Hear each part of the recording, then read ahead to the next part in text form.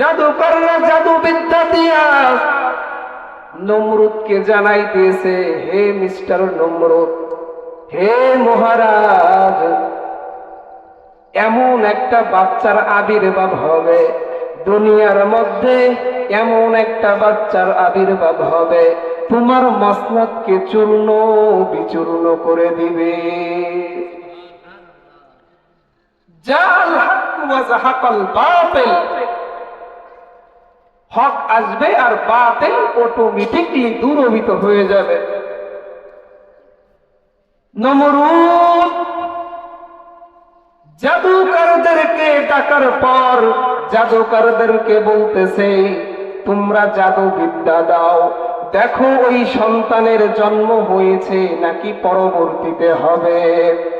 জাদুকররা জাদু বিদ্যা দিয়া নমরুদকে জানাই দিয়েছে, ও মহারাজ, যেই বাচ্চাটা দুনিয়ার বুকে আসবে আপনার মসনদকে চূর্ণ বিচূর্ণ করে দিবে, সমস্ত কিছু ধ্বংস করে দিবে, ওই বাচ্চাটা এখনো দুনিয়ার বুকে আসে নাই।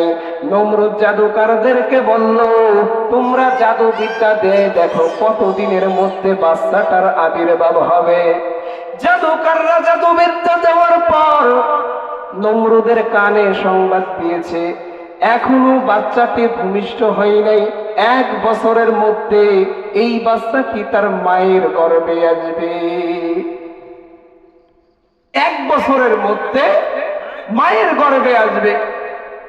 তো নমরুদ টেনশনে পড়ে গেছে, এত সুন্দর মসনদ, এত সুন্দর আলিশান আমার রাজত্ব, সমস্ত কিছু ধ্বংস হয়ে যাবে।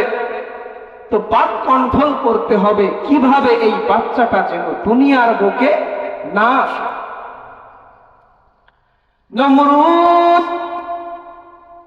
তার লোকজনদেরকে বলে দিয়েছে, যারা তার সাথে কাজ করতেছিল, 1 বছরের মধ্যে কোনো নারী এবং পুরুষ যেন একত্রিত না হইতে পারে, কারণ ওই সময় বাদ কন্ট্রোল, জন্ম নিয়ন্ত্রণের ব্যবস্থাই ছিল এইটা। নারী পুরুষ যদি এক জায়গা না হইতে পারে তাইলে তো সন্তান আর গর্ভে আসবে না, সুতরাং আমার মসনদ ভাঙচুর হবে না। এখন কিভাবে এটা করতে হবে, সন্তান যেন দুনিয়ার বুকে না আসে, নমরুদ সকল প্রকল্পনা শুরু করে দিল, জল্পনা শুরু করলো, কল্পনা শুরু করে দিল। নমরুদ 70 লক্ষ সৈন্যদেরকে মোতায়েন করে দিল, যে যেন কোনো নারী পুরুষ একত্রিত না হইতে পারে, 1 বছরের মধ্যে কোনো নারী এবং পুরুষ যেন একত্রিত না হইতে পারে।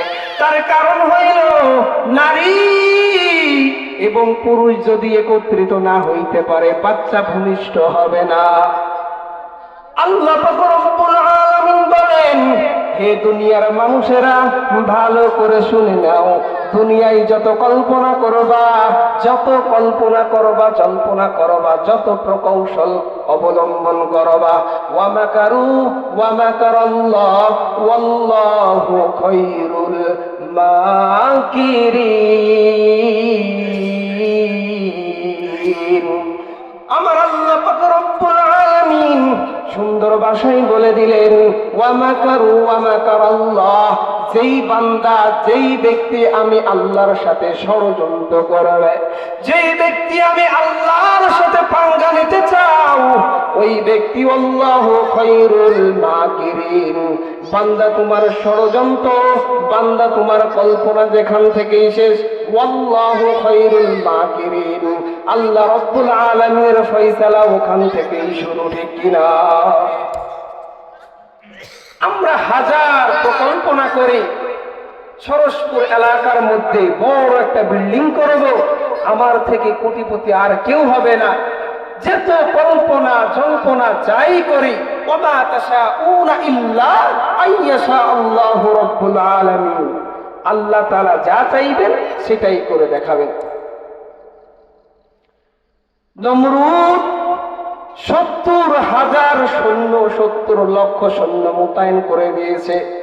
তো যেখানে যে বাঘের ভয় ওখানেই রাত হয়, ঠিক কিনা? এই ভূমিকার মধ্যে নমরুদের ষষ্ঠ মন্ত্রী ছিল আজর, আর এই আজর হলো হযরত ইব্রাহিম আলাইহিস সালাতু ওয়াস সালামের পিতা। যেখানেই যত সমস্যা ওই জায়গা থেকেই আল্লাহ তাআলা ফয়সালা করে দেন।